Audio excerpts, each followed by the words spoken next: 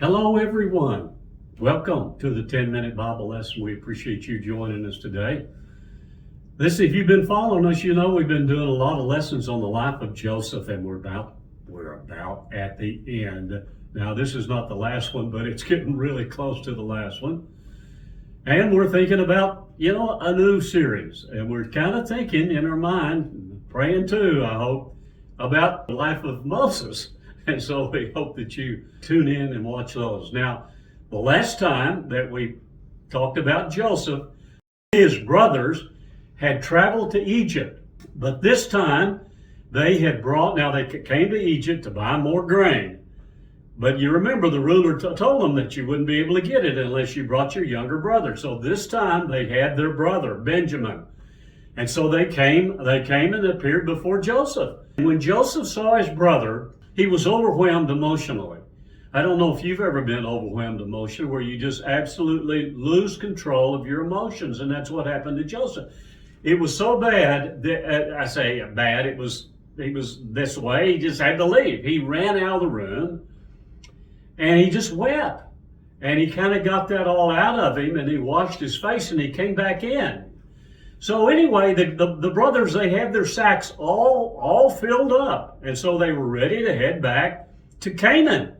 And they had already proved to the ruler of the land that they were not spies. So it seems like that everything was okay for them to do that. So they were headed back. But something happened. If you can imagine that. Let's read about it. It's in Genesis 44, verse 2. Let's read that. Also, Joseph says this to his steward, "Also put my cup, the silver cup, in the mouth of the sack of the youngest, and his grain money." So he did according to the word that Joseph had spoken to him. Man, old Joseph, it just seems like he's full of tricks, isn't he? He's still not finished messing with his brothers. So as soon as they got outside of the city, he told his steward, "Go ahead, go catch up with them and stop them. And this is what you're supposed to say to them. Why have you returned evil for my good?" So the steward went out there, he caught up with them, and that's what he asked them. And of course, they must have been surprised, because he went ahead and told them, he says, "How is it that you've taken my master's divining cup?" And they were just kind of shocked, because they said, "Far be it from us that your servants should do such a thing." Now think about that. They said, "Far be that from us that we would do such a thing." In fact, they were so emphatic about not doing it, they said this. They said, "If you find that cup among one of us, that person will die. And not only that, the rest of us will become your slaves."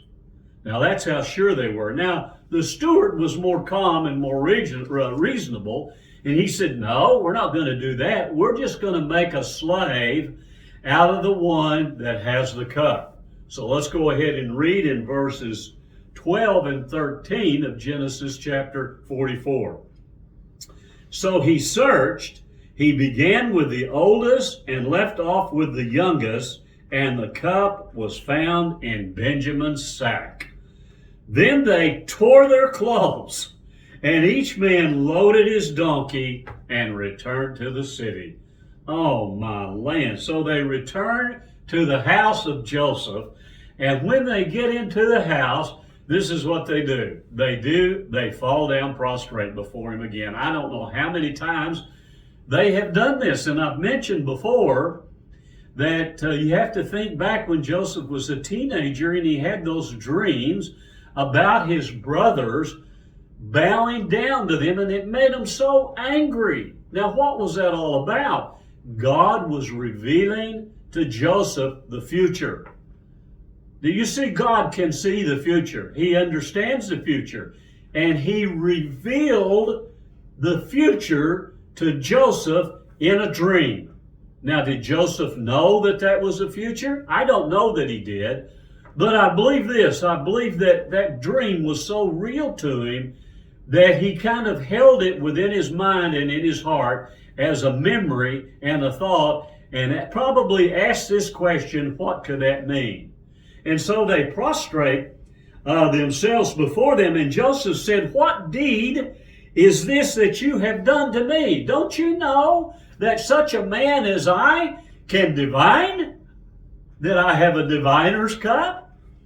And this is what he said in Genesis 44. This is what Judah said in reply to Joseph in Genesis 44:16. Then Judah said, "What shall we say, my Lord? What shall we speak? Or how shall we clear ourselves? God has found out the iniquity of your servants. Here we are, my Lord's slaves, both we and he also with whom the cup was found." And so you can just see the contrition that's in these guys. And they understand that all of this is happening for a reason. They understand that it basically goes back to the time that they did that awful deed and sold their brother Joseph. So Joseph tells him, "No, I'm not going to do that. I'm not going to keep all of your slaves. I'm just going to keep the person who had my cup. That's the person that's going to be my slave." But here it's interesting that Judah intercedes on behalf of his brother Benjamin. In fact, he just pleads with Joseph.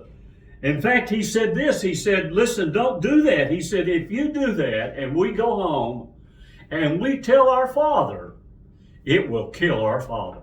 It will actually take his life." In fact, Judah goes on and tells him how much grief that it caused their father when they found out that Joseph had died. And so he's just pleading with them. In fact, he tells them, he said, "Listen, let me just take that person's place." And Joseph said, no, we're not going to do that.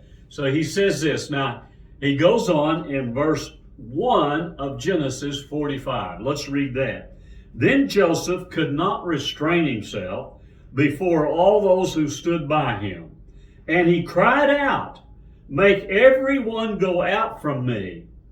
So no one stood with him while Joseph made himself known to his brothers." Now you can imagine this scene. This must have been an amazing scene that took place. In fact, Joseph, the Bible says, wept aloud. And the Egyptians heard him weeping, and even Pharaoh's house heard him weeping. In all of this, and he says in verse 3 of chapter 45 of Genesis, he says, "Then Joseph said to his brothers, 'I am Joseph. Does my father still live?' But his brothers could not answer him, for they were dismayed in his presence." I mean, you could just somehow imagine the shock among these brothers when Joseph said that he was their brother. I mean, what were they thinking? I'm thinking they thought, what's going on? How could this person be that way? How could he possibly be our brother?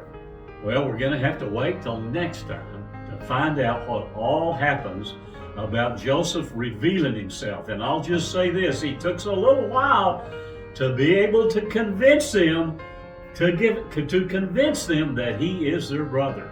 And we're going to see what happens next time. So thank you so much for joining us today, and we hope you have a good week and you'll tune in next time.